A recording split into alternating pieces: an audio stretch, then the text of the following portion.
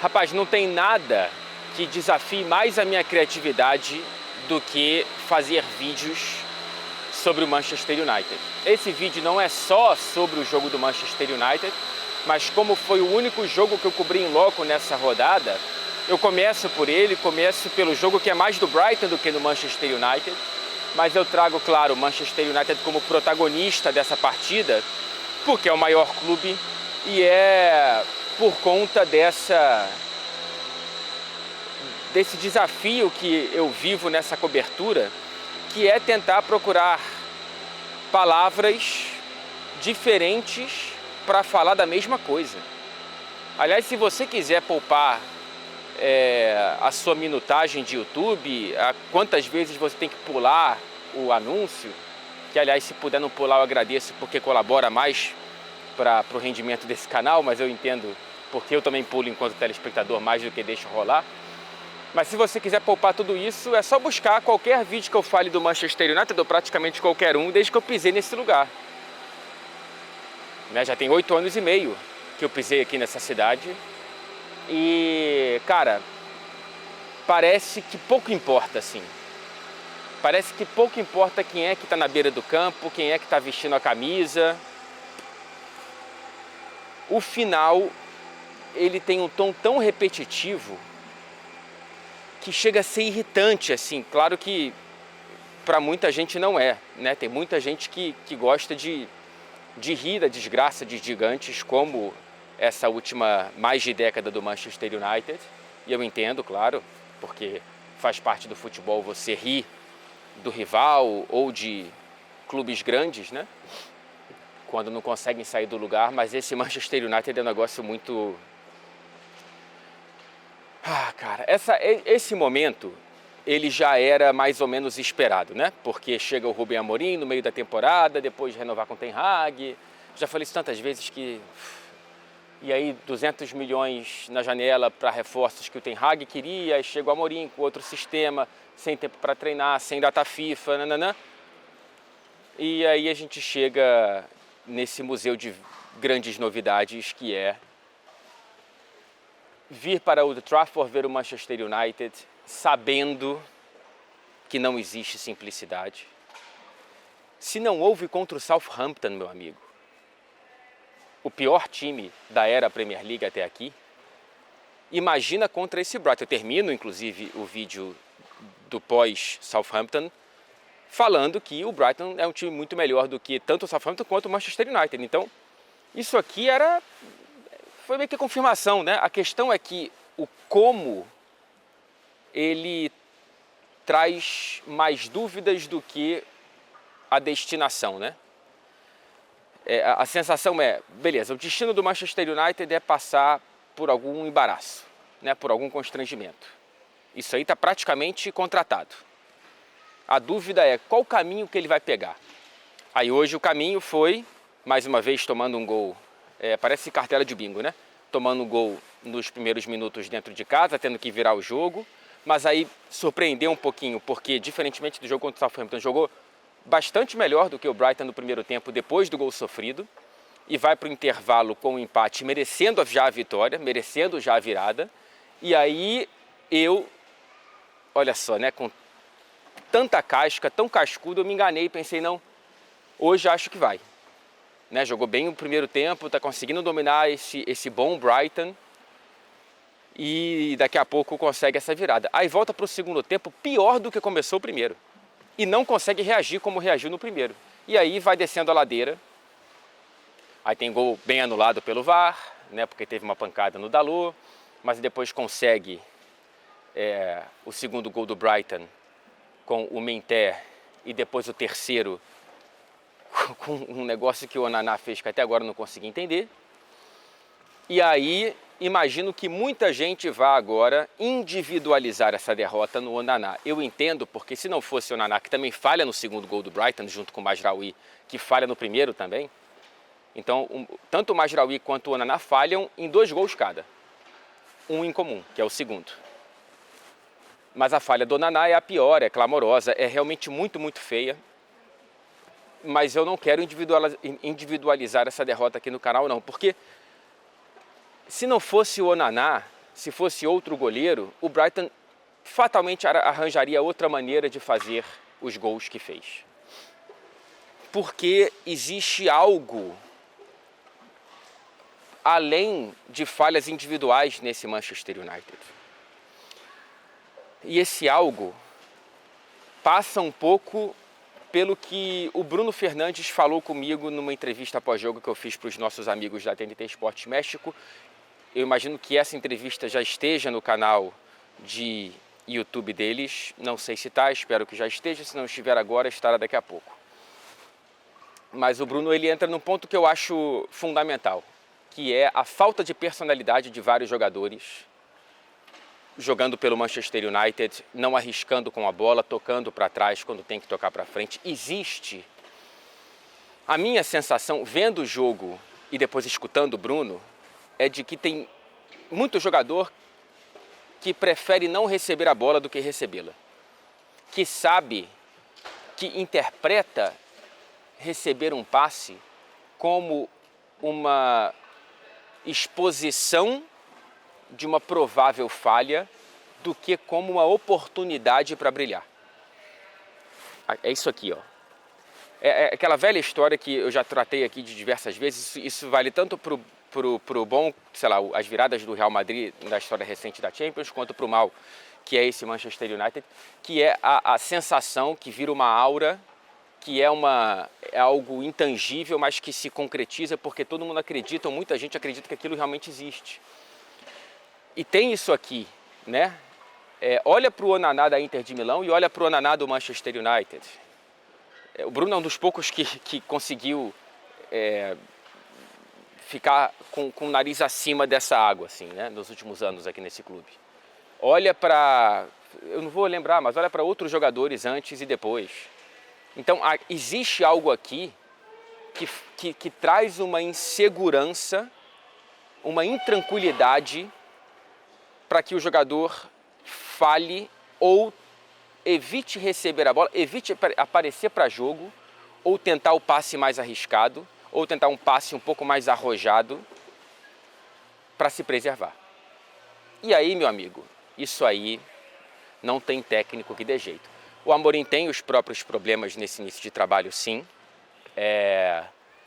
O elenco é ruim, o elenco está muito mal, mas o Amorim não teve tempo para treinar direito, mas já existe um número razoável de partidas para você evitar com que certos padrões se repitam. A vulnerabilidade defensiva desse Manchester United é brincadeira, assim, é brincadeira. Só teve um clean sheet, né? Um jogo sem sofrer gol nessa Premier League com o Amorim.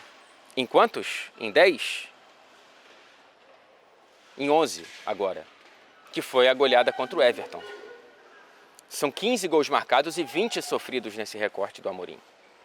3 vitórias, 2 empates e 6 derrotas, olhando só para a Premier League. E aí, cara, enfim, torcedores do Manchester United, mais uma vez, indo embora do estádio aos borbotões antes do fim da partida, enquanto os torcedores visitantes cantavam músicas provocativas. A música da vez foi a torcida do Brighton falando: a gente pensou que vocês estavam de volta, mas vocês continuam na M. Então, cara, eu acho que o pior, cara, é que aquela primeira temporada do Ten Hag deu uma sensação de proximidade, de uma estabilidade, que foi tão destruída de lá para cá, que eu sinto que o United precisa de um plural de janelas de transferências para consertar todos os passos que deu para trás desde então. E isso é quase que uma garantia, já está meio que contratada, a frequência de vídeos como esse, de jogos como esse, de resultados como esse, de cantos adversários como esse, do cara comprar o ingresso do Manchester United para ver 90 minutos mais acréscimos, mas ele não aguenta ver mais que 80, 75. Então, cara, não sei nem como entrar nos pormenores aqui, né? Agora, Para não deixar de falar de um protagonista negativo desse jogo, eu já deixei bem claro aqui que eu não vou individualizar no Onaná. Existe algo do Onaná no Manchester United ou existe algo do Manchester United para esse Onaná que acho que é a pior característica para o torcedor quando tem um goleiro assim, né? Que é aquele cara que, independentemente das grandes defesas que ele faça, você nunca tem a segurança de que existe uma bola fácil. E aí, cara, se o teu goleiro não tem bola fácil, tudo é desespero. A temporada do Onaná é muito boa, muito boa. Mas aí, de uma semana para cá, ele começa a falhar e hoje é uma falha que lembra muito mais o Onaná da temporada passada do que da atual. E lembra vários momentos do De Gea também. E aí você fica pensando qual que é a solução afinal. Ai, cara, é complicado. É complicado. O Brighton, que não tem nada a ver com isso, começa a construir uma relação de freguesia com esse Manchester United da história recente. Olhando para a era Premier League, está empatado. 16 confrontos, 8 vitórias para um lado, 8 para o outro. Inclusive, não tem nenhum empate, né? Só que dos últimos 7 encontros com o Brighton, 6 vezes foram vitórias das Gaivotas. 6 vezes. 3 seguidas nesse estádio. O único clube na era Premier League que conseguiu vencer aqui 3 vezes seguidas foi o Manchester City, em 2 oportunidades. Agora o Brighton se junta ao Manchester City nesse carimbozinho para queimar um pouquinho a pele do Manchester United, sabe? Deixa essa marca. E está conseguindo construir algum grau de retorno à estabilidade esse Brighton, né? Depois de quantos jogos? Eram 8 rodadas sem vitória, com 2 derrotas e 6 empates, muitos empates desse Brighton. Aí venceu na rodada passada o Ipswich fora de casa e agora vence o Manchester United. Emenda 2 vitórias na Premier League, algo que o Manchester United, por exemplo, ainda não conseguiu nesta Premier. O Brighton, que deu uma queda,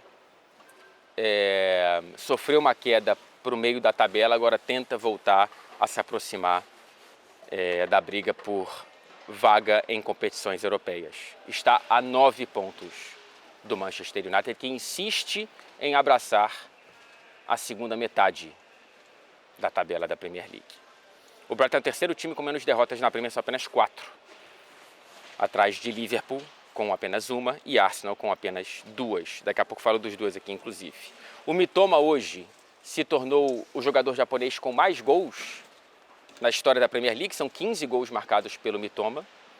Ele tinha empatado na rodada passada contra o Ipswich com o Ozakaki, que jogou muito tempo no Leicester, né, e foi campeão inglês naquela história fabulosa do Leicester, e agora os dois tinham 14 e o Mitoma se isola com 15. Fez um grande jogo o Mitoma junto com o Minté, uma ponte que talvez seja única na história da humanidade, não sei, eu posso estar errado, entre a Gâmbia e o Japão. A gente teve no primeiro gol um grande lançamento do Baleba, que foi hoje muito bem, apesar de ter feito pênalti. É muito bom jogador, né? Já é elogiado aqui no canal desde a temporada passada, pelo menos. O Carlos Baleba, ele dá um grande lançamento para o Mitoma nas costas do Mazraoui.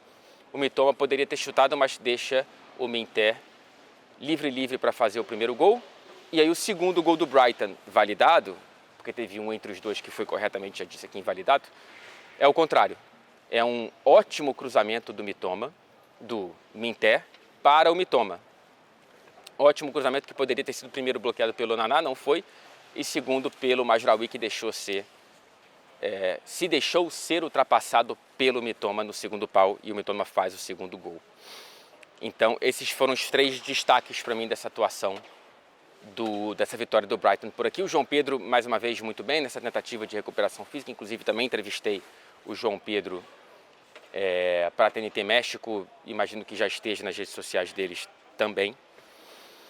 E vamos ver o que esse Brighton consegue arrumar nessa Premier League, se consegue brigar por competições europeias. Desse United, esse caminho longo que vai ter vários tropeços, eu não sei quanto tempo o Amorim vai sobreviver nessa loucura, hoje eu consigo salvar 2 atuações.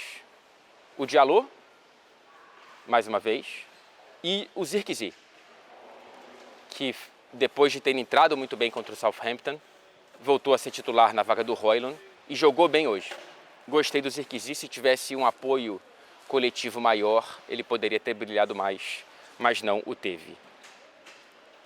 Enfim, gente, veremos qual que é a próxima, quer dizer, qual não, como o Manchester United vai aprontar a próxima peripécia para a gente dividir aqui no canal.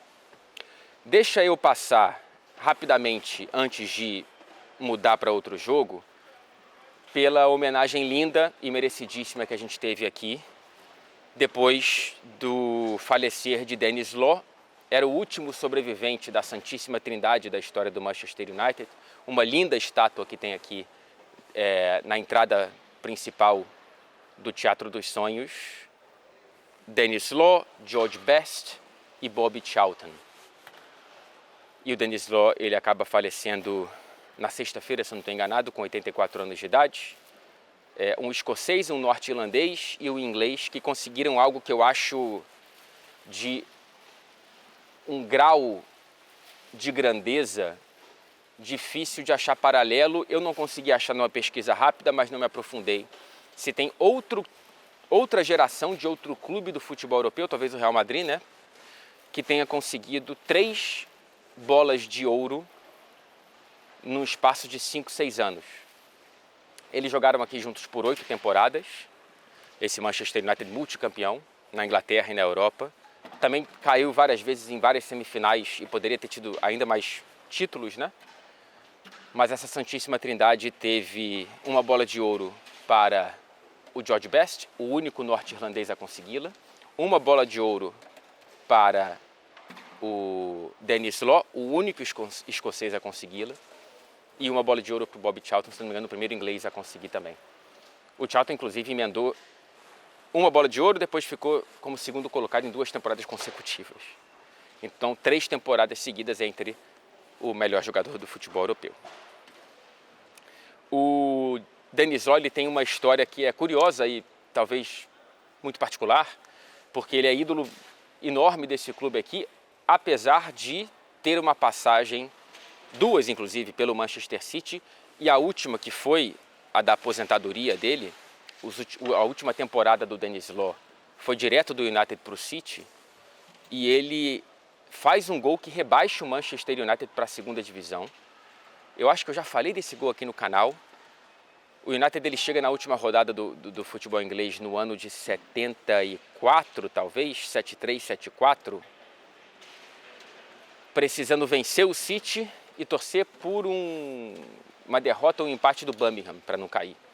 Aí o jogo estava 0 a 0, no finalzinho o Denis Law recebe uma bola na pequena área e dá de letra, meio que instintivamente, como o grande jogador e finalizador que ele era.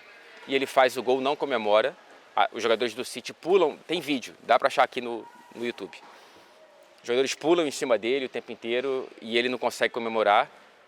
Anos depois ele dá entrevista falando: eu preciso confessar que eu não queria jogar essa partida, o United significava muito para mim. No gol eu não comemorei, estava me sentindo enjoado pelo que eu tinha acabado de fazer.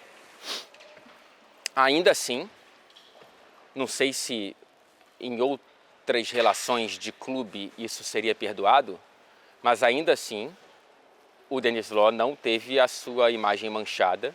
A estátua foi construída depois disso, bem depois disso, anos depois, a Santíssima Trindade, e as homenagens aqui foram lindas, lindas para o rei de Stratford End, que é o setor mais barulhento aqui do Teatro dos Sonhos. Que história, né, cara? Pois bem, que história também do Bournemouth, hein? Eu ainda tenho que me debruçar e fazer um vídeo apenas do Bournemouth, talvez para voltar com a série O Mundo Fora do Big Six, mas é muito bonito ver o Iraola conseguindo desenvolver ainda mais o bom trabalho da temporada passada, que contou com uma paciência de todo mundo ali que não começou bem a temporada passada, e aos poucos o Iraola foi organizando o time, fez uma grande janela de transferências e tá meio que tudo dando certo, apesar de 800 mil lesões, assim. Inclusive, recentemente perdeu o Evanilson, que quebrou o metatarso do pé, e não tem nem previsão de volta. Perdeu o Unal, ligamento cruzado, e ainda assim foi lá e visitou o Newcastle e atropelou, cara, 4-1. 4-1 no time que vinha da melhor sequência desse momento na Premier League, que eu acho que eram 9 vitórias consecutivas na temporada que o Newcastle estava, não vou lembrar direito, mas eram muitas vitórias consecutivas e jogando bem. E o Bournemouth foi lá e atropelou, deu uns supapos no Newcastle, inclusive para dar o tom dessa vitória. Na era Eddie Howe, é apenas a segunda vez que o Newcastle perde por 3 ou mais gols de diferença na Premier League. O Bournemouth fez algo que, se eu não me engano, o City não fez, eu não lembro quem fez, qual foi o outro clube que fez.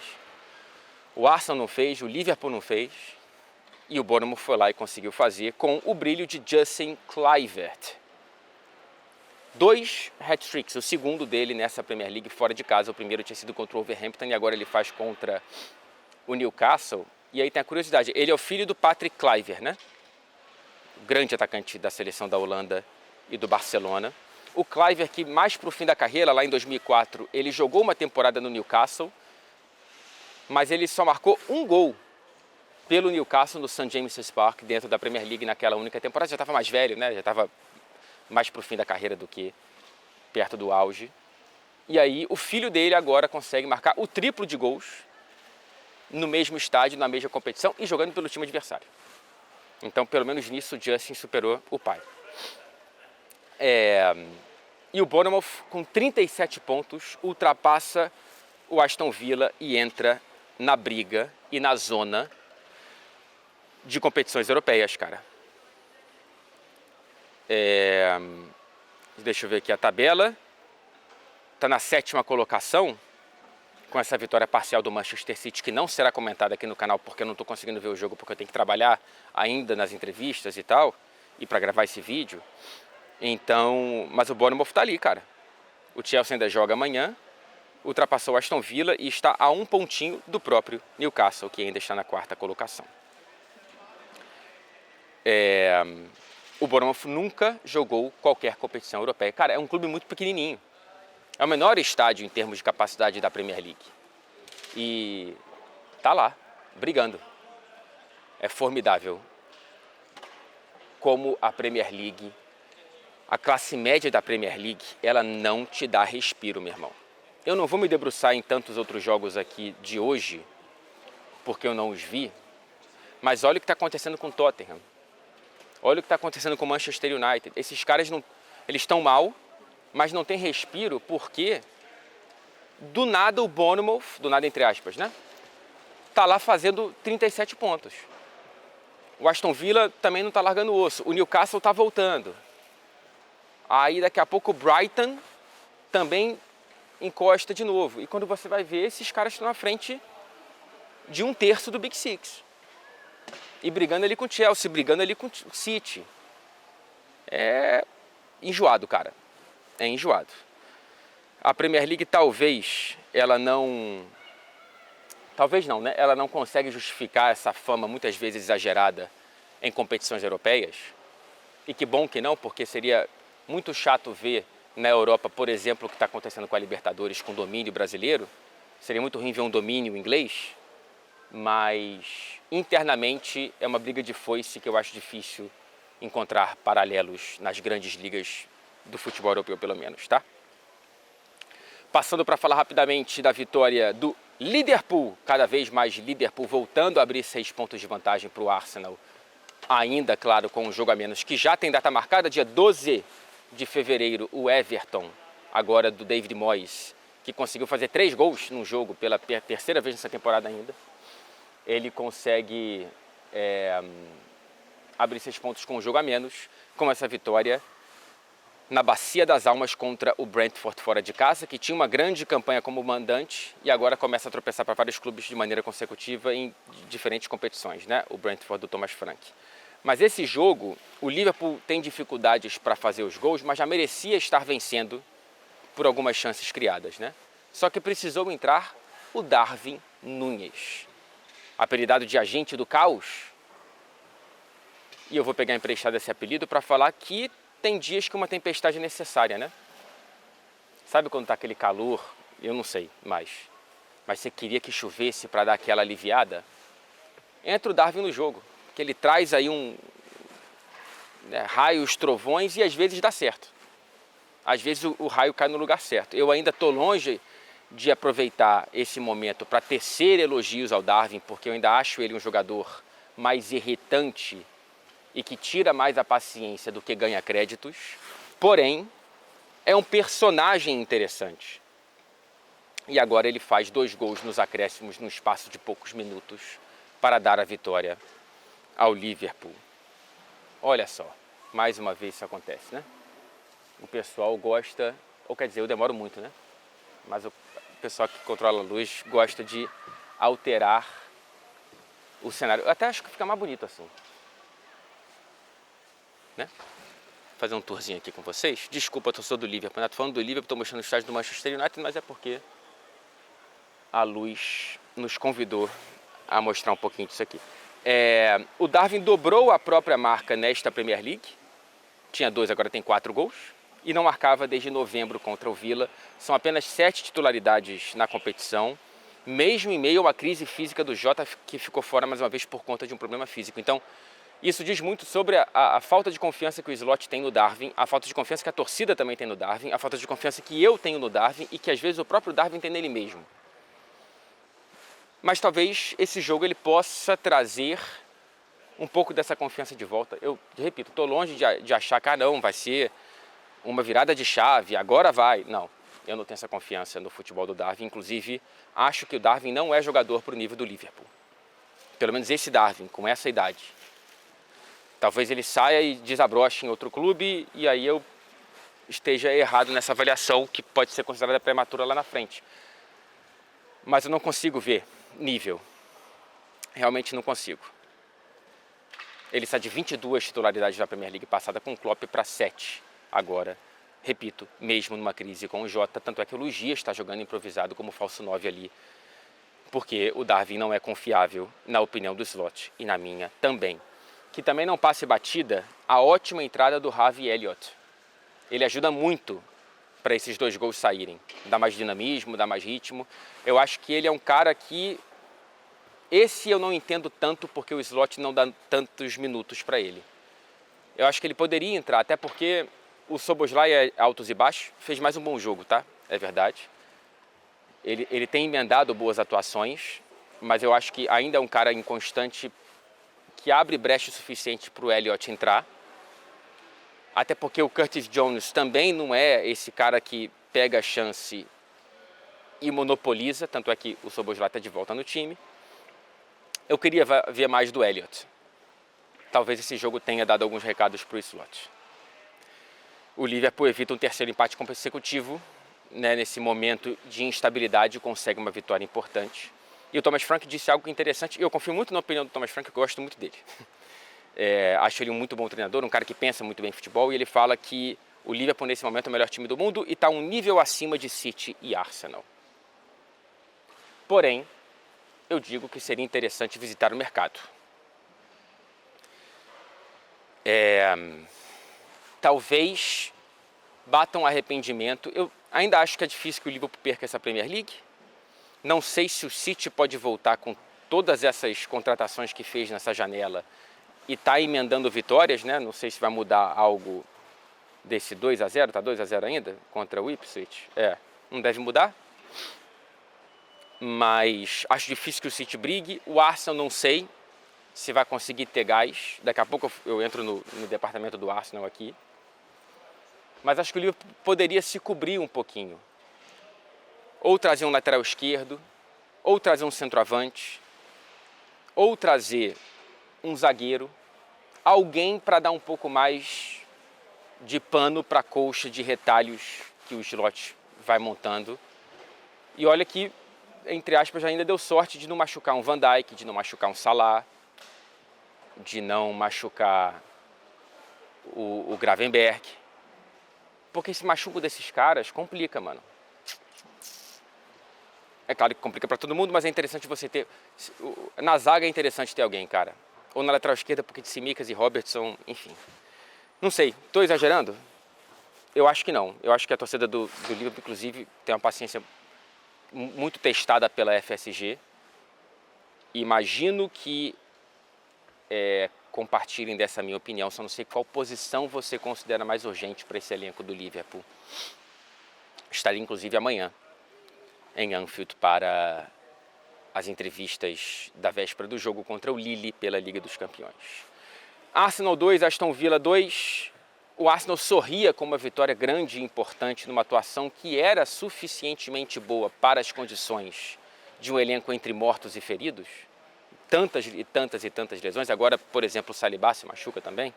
Acho que não é grave, né? Até onde eu vi, não tenho certeza, que eu não cheguei a me aprofundar em meio a essa cobertura aqui de hoje.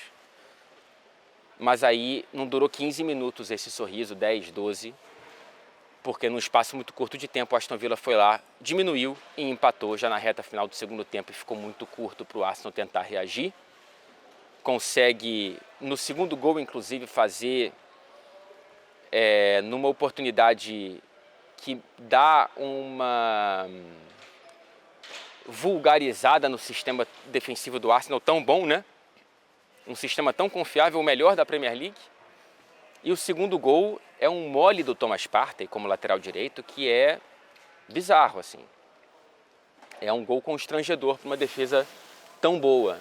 Então esses lapsos de, claramente, uma desconcentração ali do Partey, estão custando ao Arsenal nesse momento de sobrevivência em meio às lesões. Mas o grande... Se a temporada do Arsenal de fato não for o que deveria ser, que é de brigar e conquistar a Premier League, deveria estar aproveitando essa ausência do City e esses pequenos tropeços do Liverpool para apertar a corrida. E eu já falei aqui, se perde no fim correndo parecido, faz parte do futebol. Mas esse Arsenal, depois de 2 temporadas consecutivas correndo atrás do City, deveria estar aproveitando esse vacilo do City para se colocar inclusive à frente do Liverpool, e não conseguiu. Ok, lesões? Sim, perdeu o Odegaard, perdeu o Saka, Gabriel Jesus, e, enfim, tantos outros. Mas o Arteta está sendo deixado na mão pela diretoria. Cara, o Arteta, ele tomou o empate do Aston Villa e só fez uma substituição, porque não tinha ninguém no banco como opção ofensiva, além do Sterling. E aí ele mesmo está ficando cada vez mais objetivo e menos político nas entrevistas, e está deixando bem claro que, sim, queremos algo no mercado. Estamos no dia 19, não tem tantos dias assim para o Arsenal fechar negócio. Precisa contratar alguém. De preferência 2, um ponta-direita e um centroavante. Se eu pudesse elencar a urgência maior, centroavante. Que a ponta-direita você ainda consegue improvisar ali. Centroavante não. Esperemos para ver, porque já estou falando alguns vídeos e vou repetir. É o que vai separar o Arsenal de uma chance real de conquistar algo grande. Né? Já caiu na FA Cup, deve cair na Copa da Liga. E mesmo se conquistasse um dos dois, não era o suficiente para a evolução do Arsenal. E o Arsenal pode terminar a temporada que era para ser o pulo do gato para encerrar esse maior jejum da própria história de Liga Inglesa, 21 anos, ele pode terminar do lado oposto, que é talvez a primeira temporada da grande involução sob o comando de Mikel Arteta. E a culpa maior é da diretoria. Não vou comentar os outros jogos, tá, gente? Não vou, porque eu não vi e não quero correr risco de falar coisas de orelhada aqui. Mas o Forest consegue uma vitória importante, apesar do sufoco de ter quase cedido o empate para o Southampton. A mesma coisa para o Everton. Eu não sei o que vai acontecer com o Andy Postecoglou. Mas não dá, cara. Com o orçamento do Tottenham, com esse elenco do Tottenham, estar na 15ª colocação. Isso não é possível. Não dá. Mas como eu não vi o jogo, não quero ficar fritando ainda mais a batatinha do treinador sem conseguir ter visto. Eu vou ver esse jogo depois para entender como que ele conseguiu tomar 3 gols em 45 minutos do Everton. As lesões são bizarras também. E eu falei isso depois da derrota para o Arsenal. Mas você não pode estar em 15º, cara. Você não pode tomar 3 gols do Everton em 45 minutos. Acho que isso diz mais sobre o Andy, sobre o Tottenham, do que o David Moyes.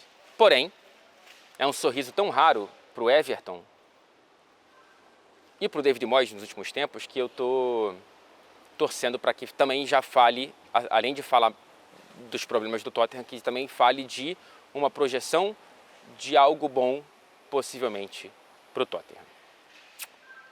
Para o Everton, desculpa, para o David Moyes. É isso. Então nos vemos depois de Liverpool e Lille na terça-feira.